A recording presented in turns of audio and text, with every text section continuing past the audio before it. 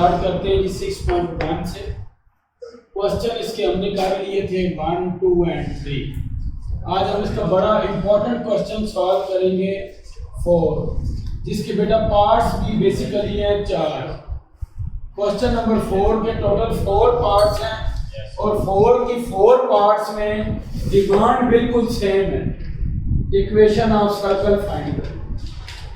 लेकिन अगर आप प्रीवियस क्वेश्चन को देखें तो आपको अगर वो सेंटर दे देता था, रेडियस भी दे देता था, तो आपको इक्वेशन ऑफ सर्कल फाइंड करने में बड़ी आसानी होती थी। क्या करते थे आप? सेंटर पुट करते थे, रेडियस पुट करते थे, आंसर आपके पास इक्वेशन ऑफ सर्कल आ जाता था। ठीक हो गया।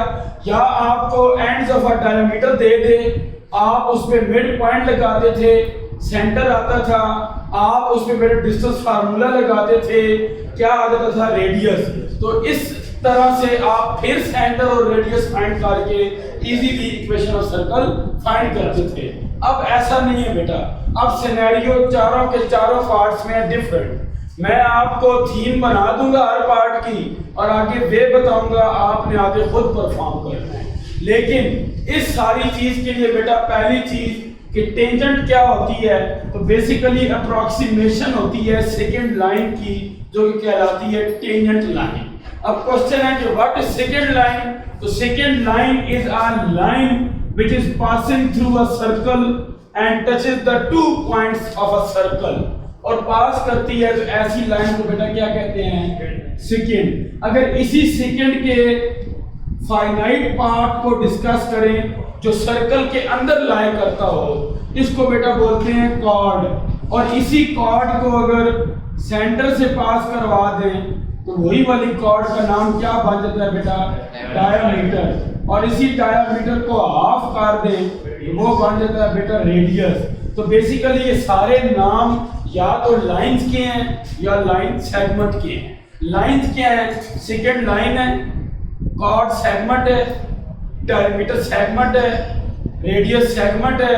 अब जो बात असल पढ़नी है ना, वो है टेंजेंट। तो टेंजेंट बेसिकली बेटा आपके पास होती है, कोई भी कर्व लाइक शेप है उसमें सेकंड की अप्रोक्सीमेशन क्या होती है? टेंजेंट। यानी कि सेकंड को अगर आप आउटसाइड द सर्कल 1 पॉइंट पे टच करा के पास करते हैं, ऐसी लाइन को क्या बोलते हैं?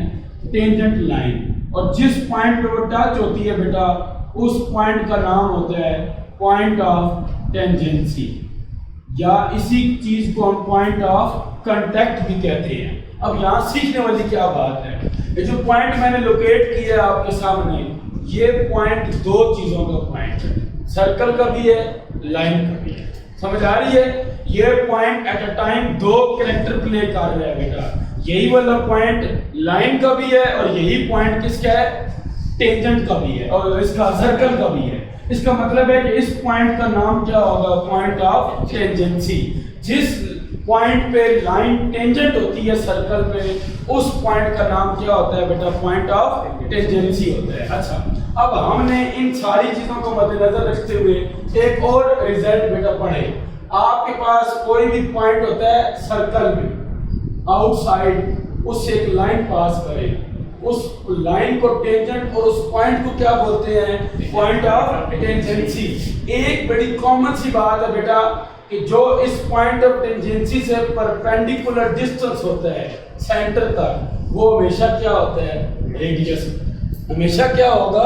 रेडियस। इस चीज को बेटा हम प्रूफ भी करेंगे नेक्स्ट एक्सरसाइज 6.3, 1 के बाद 2 फिर 3 में हम प्रूफ भी करेंगे कि जो परपेंडिकुलर डिस्टेंस होता है पॉइंट ऑफ टेंजेंसी से लेकर सेंटर तक, ये क्या होता है? रेडियस होता है। ये चीज पढ़ना क्यों जरूरी है? चैप्टर 4 को जरा रिकॉल करें। चैप्टर 4 में बेटा हमने 2 तरह के डिस्टेंस फार्मूले डिस्कस किए थे। एक था distance of a point from a point. Point से पॉइंट तक का फासला बड़ा आम होता है कि ए के कोऑर्डिनेट्स भी दिए हों, बी के भी दिए हों, इनके दरमियान का डिस्टेंस फाइंड करना सिंपल है कि x1 माइनस x2 का square plus y1 minus y2 का स्क्वायर का होल स्क्वायर रूट। लेकिन एक और काम, जब आपको डिस्टेंस किसी पॉइंट का किसी लाइन से फाइंड करना पड़ जाए तो फिर क्या होता है? तो बेटा डिस्टेंस तो बहुत तरह के होते हैं। लाइक ये लाइन है तो डिस्टेंस तो ये वाला भी होगा, ये भी होगा, ये सारे डिस्टेंस होंगे। लेकिन यहाँ पर परपेंडिकुलर जो लाइन ड्रा होगी वो रोटेशन दे रही होगी किसको? डिस्टेंस को। ये टॉपिक कहाँ मैटर करता है बेटा? जहाँ पॉइंट आ जाए और जहाँ क्या आ जाए? लाइन आ जाए। तो distance of a point from a line, point क्या दिया हुआ है? x1 y1। लाइन क्या दी हुई है? ये लाइन की इक्वेशन है बेटा, चैप्टर 4 में आपने पढ़ी है। ax plus by plus c is equal to 0। Chapter 5 में भी हम स्टडी कर रहे हैं। तो डिस्टेंस निकालने का ये तरीका है, इस लाइन के अंदर इस पॉइंट को पुट करें जहाँ x y है वहाँ x1 y1 और डिवाइडेड बाय लाइन के जो x y के कोएफिशिएंट है उनके स्क्वायर का सम लिखें। तो ये जो तरीका है ये कब लगाना है? जब आपको पॉइंट दिया हो और आपको क्या दी हुई हो? लाइन दी हुई हो। अब जरा इस रिजल्ट को बेटा इधर लगाएं तो आपको ऑटोमेटिकली रिजल्ट समझ आएगा। ये लाइन है टेंजेंट, इसका डिस्टेंस किससे ले रहे हैं? सेंटर से। अब सेंटर क्या होता है? पॉइंट होता है, 2D का एक पॉइंट होता है। इस पॉइंट से इस लाइन का डिस्टेंस कितना है? r। इसका मतलब है कि ये वाला रिजल्ट हम क्वेश्चन में भी यूज कर सकते हैं। अब जरा देखते हैं बेटा क्वेश्चन कैसे सॉल्व होंगे। एक और चीज रिकॉल कर दूं, कल आपने बेटा क्वेश्चन नंबर 3 किया कॉनिक सेक्शन 6.1 का। आपने क्या सीखा? उसमें 3 पॉइंट दिए होते थे, आप तीनों पॉइंट्स को बारी बारी इक्वेशन ऑफ सर्कल में पुट करते थे।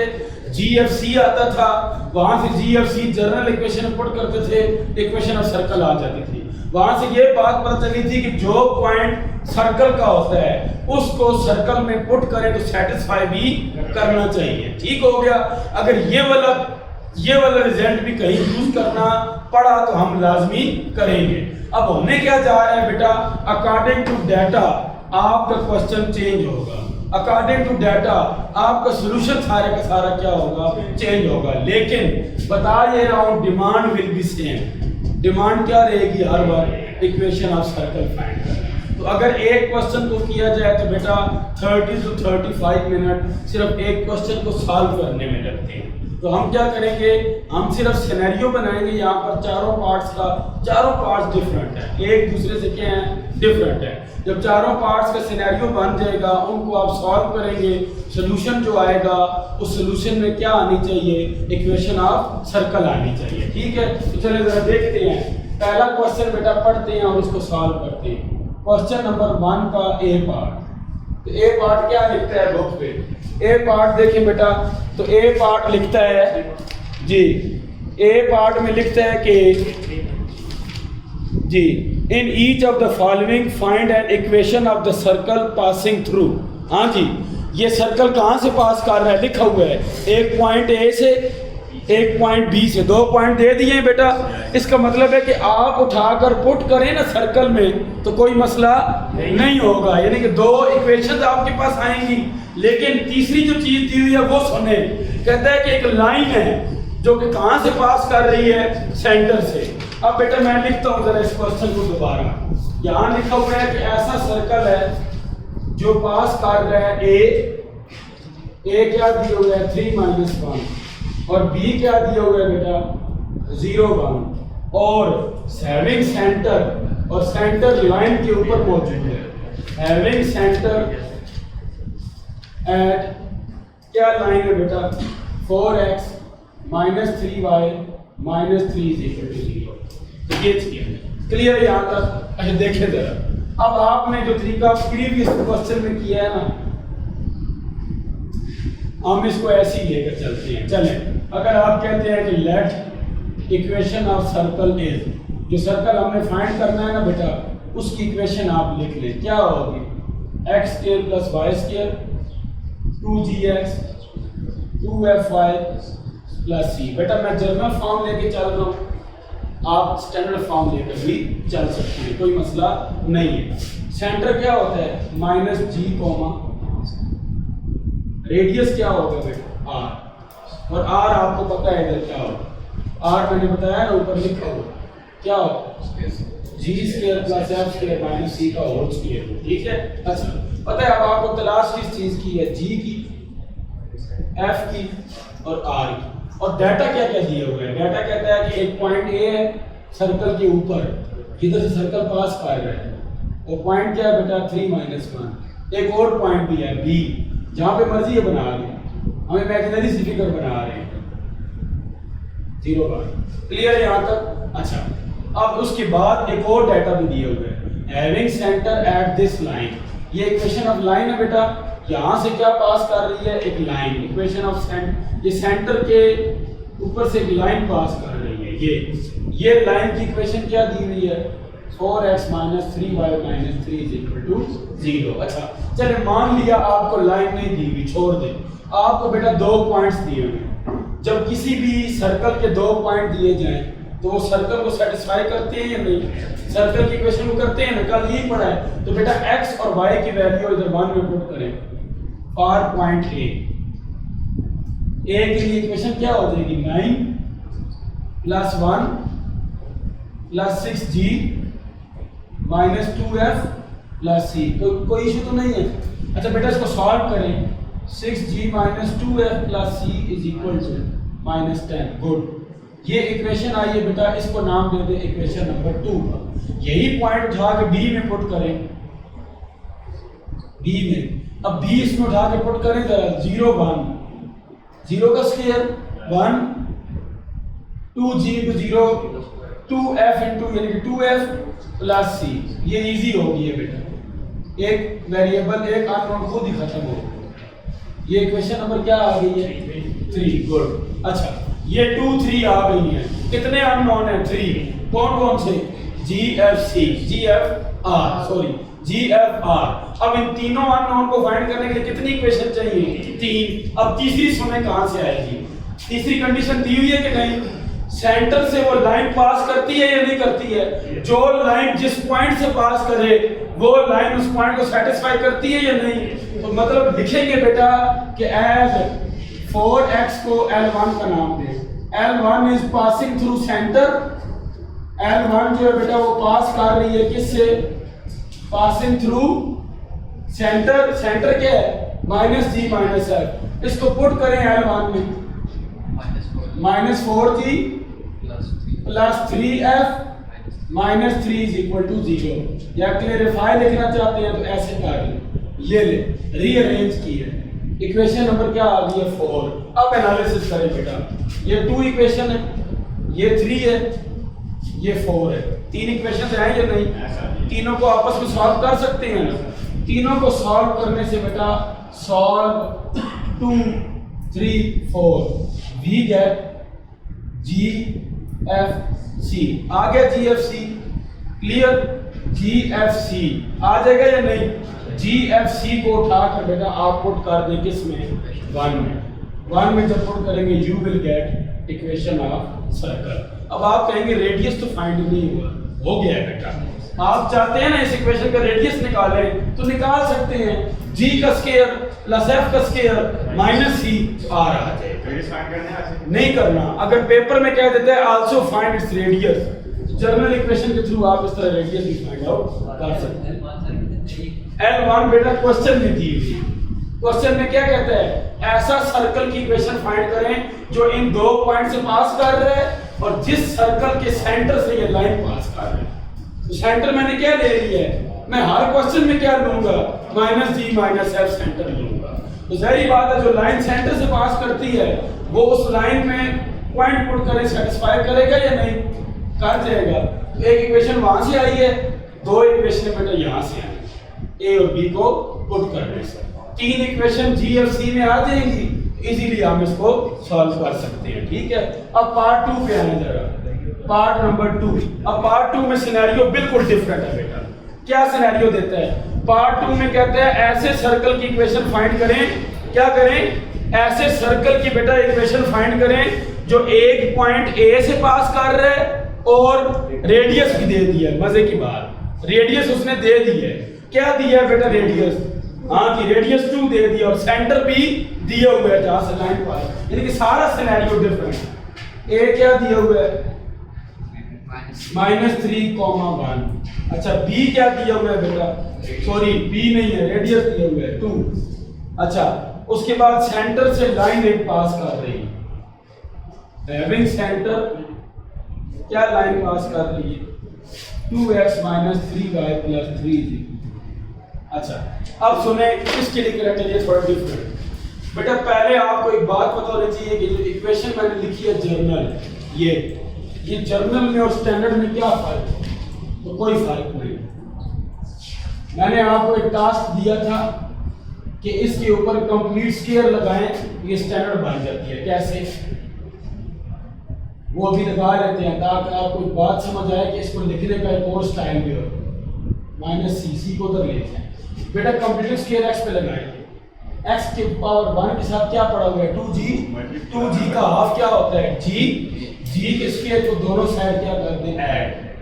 ये ले मैंने ऐड कर दिया, यहां पर भी ऐड कर दिया ये। अच्छा आगे चले, y + 2y² + 2f, y 2f का हाफ क्या होता है बेटा f, तो इसके स्क्वायर को दोनों साइड में क्या कर दें ऐड कर दें। अब ये कंप्लीट स्क्वायर हो गया। ये किसका स्क्वायर है, ये किसका स्क्वायर है बेटा, जबरदस्त। ये क्या चीज है g² + f²। जबरदस्त आ गई। अच्छा लेकिन मैं इसको स्टैंडर्ड फॉर्म में लिखना चाहता हूं, तो कैसे लिखूंगा?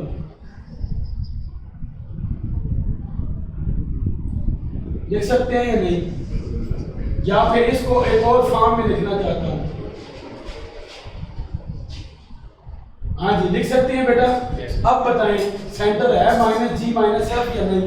कंपेयर करें ना पहली इक्वेशन से, तो वाकई नजर आ रहा है बेटा सेंटर -g - f है और रेडियस क्या है g² + f² - c। ये रेडियस है। स्क्वायर को उठा के बात करनी होती है। बताना ये चाह रहा हूं कि मैं इस इक्वेशन को ऐसे लिख सकता। अगर ऐतराज ना हो बेटा, ये बात अगर समझ आई है तो हम इस इक्वेशन को इस फॉर्म में लिख सकते, कोई इशू नहीं। इस जर्नल इक्वेशन को लिखा है मैंने इस फॉर्म में, कोई इशू तो नहीं है। ये इसीलिए लिखा है ताकि ये क्वेश्चन आसान हो जाए। अब इसका इस क्वेश्चन से क्या ताल्लुक है? ताल्लुक है, अब सुने जरा। अब बेटा जो मैं इक्वेशन लेट करने लगा उसका रेडियस कितना है 2 है। हमें अगर पिक बनानी है, इसकी तस्वीर बनानी है तो कैसी होगी?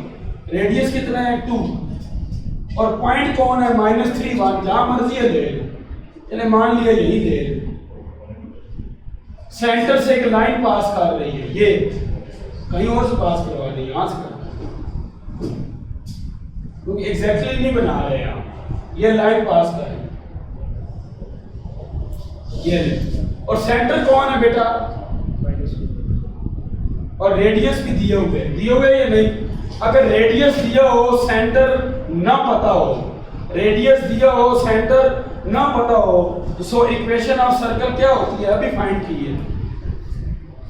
हाँ जी, x + g y + f is equal to किसके है बेटा r कौन है 2, किसके इक्वल होगा 4 के। पता है फायदा क्या हुआ है? फायदा ये हुआ है बेटा कि इसमें c नहीं फाइंड करना पड़ेगा। अब इसमें सिर्फ अननोन कौन है g और f। हमें g f मिल गया तो हमारा मकसद हल हो जाएगा। अब g f कितने अननोन है? 2। इक्वेशन कितनी चाहिए? कंडीशन भी 2 ही है। कौन सी?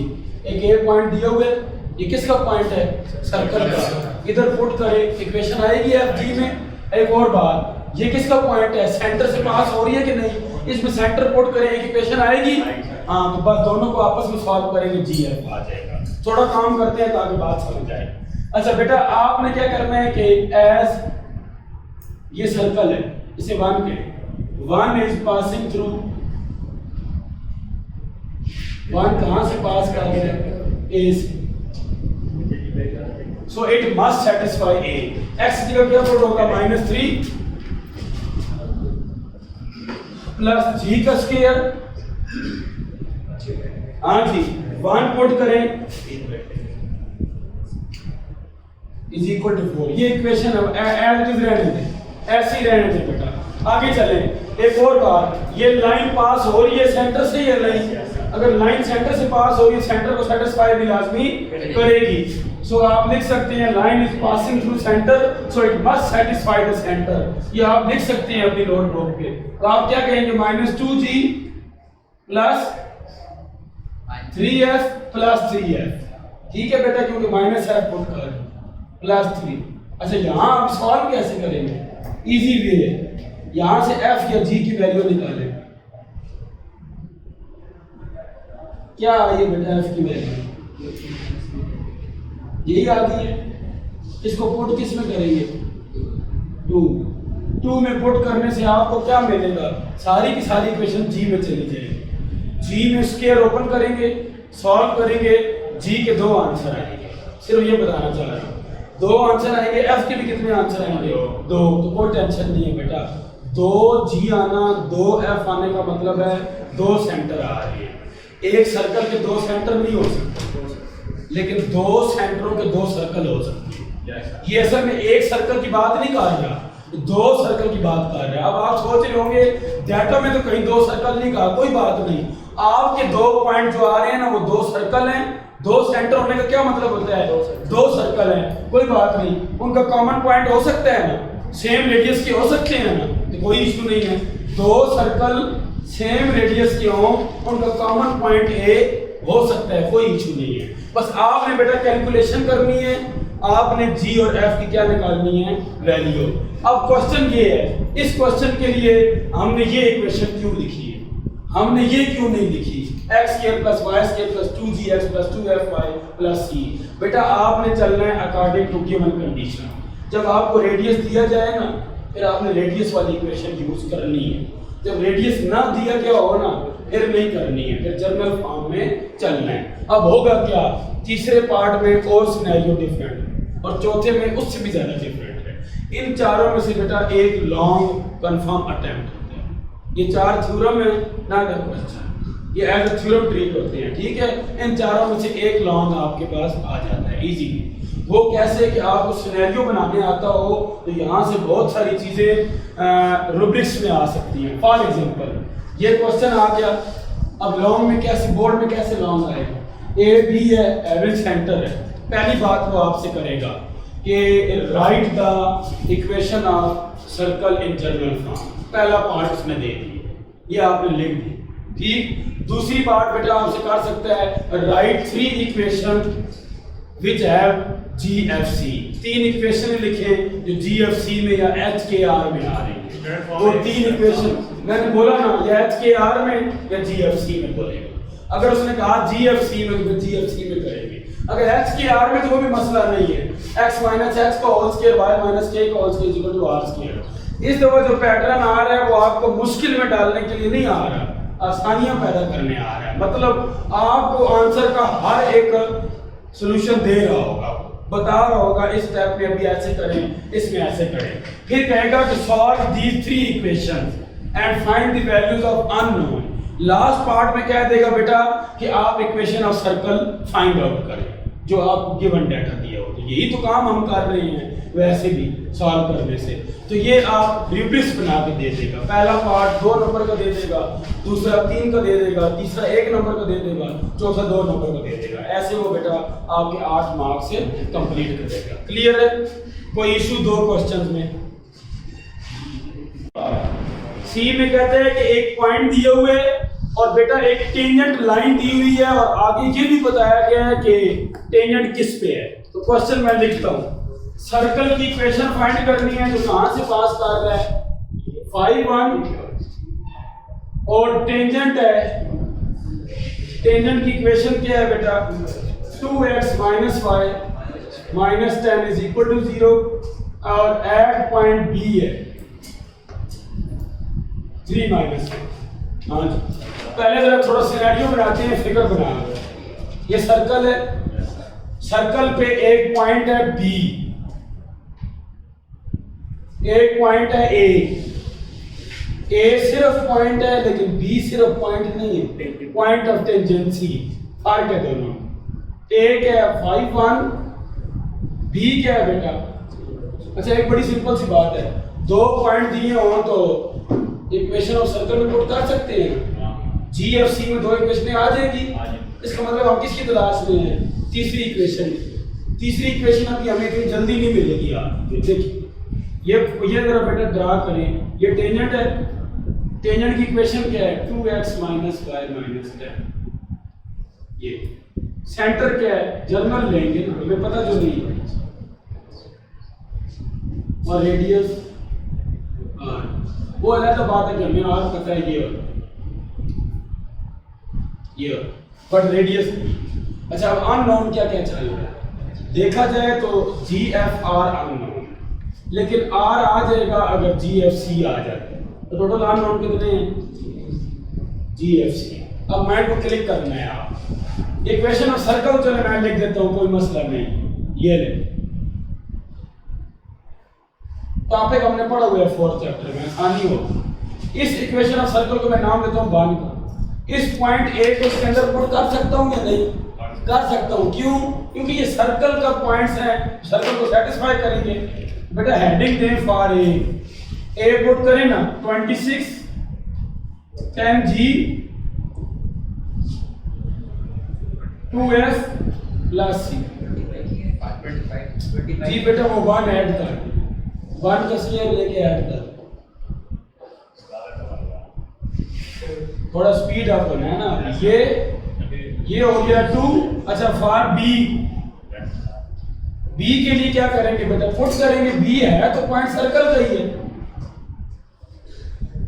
ये भी 25 2G 3 पुट करें ना x में 6G -4 पुट करें ना इसमें 8F plus C is equal to 0।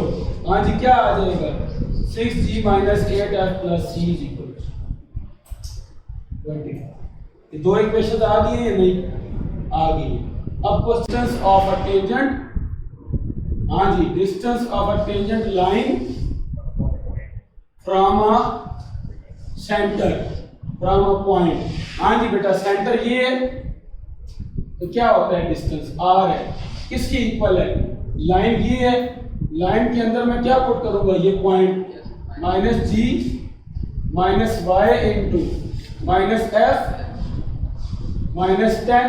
वो फार्मूला लगा रहा हूं बेटा चैप्टर 4 का, अगर नहीं पढ़ा हुआ तो फिर मसाइल होंगे। 2 का स्क्वायर -1 का स्क्वायर। r किसकी इक्वल आ जाएगा? -2G plus f -10। ये क्या आ जाएगा? 5 स्क्वायर। माइनस कॉमन लेना चाहते हैं तो मॉड माइनस को रिमूव कर दे, मॉड को हटा दे। ये अब यहां तक पहुंचे हैं लेकिन स्टिल हमें GFC नहीं पता बेटा। अब वो पता चलाने के लिए हम क्या करेंगे देखिए। R किसके इक्वल है बेटा? इधर G स्क्वायर प्लस और स्क्वायर रूट 5 इधर ही ले जाए, वो क्या है? 2G - f plus 10। यहां स्क्वायरिंग करें,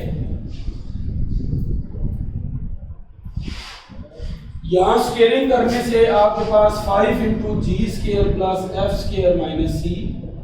ये क्या आ जाएगा? 2G - f plus 10। ये बेटा स्क्वायरिंग करेंगे तो क्या आ जाएगा आपके पास? स्क्वायरिंग से जो भी आएगा आपस में आखिर में जो इक्वेशन आएगी ना उसमें G भी आ रहा होगा, F भी आ रहा होगा और C भी। अब एक इक्वेशन GFC वाली ये है, एक इक्वेशन GFC वाली ये है। अब सॉल्व करने का मैं तरीका बताऊं, आसान तरीका क्या है? इन दोनों इक्वेशन को बेटा सब्ट्रैक्ट करेंगे। C से बैलेंस होगा या नहीं? होगा। 10G - 6G 4G 2F plus 8F 10F। C से बैलेंस -26 प्लस 25 -1। इधर भाई इधर। अब G यहां से निकालें बेटा -10F डिवाइडेड बाय 4। G आ गया कि नहीं?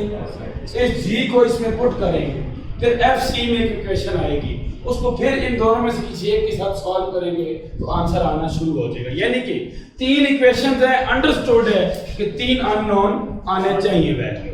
पहले एक निकालेंगे, आप C निकालने में अगर जल्दी करते हैं तो F निकल आएगा, F के बाद क्या आ जाएगा? G आ जाएगा। तीनों आने से आप इस फर्स्ट इक्वेशन में पुट करें तो आपका इक्वेशन ऑफ सर्कल आएगा। क्वेश्चन जो डी पार्ट है बेटा वो आपने इस नॉलेज के जरिए खुद अटेम्प्ट करने की कोशिश करनी है, काफी।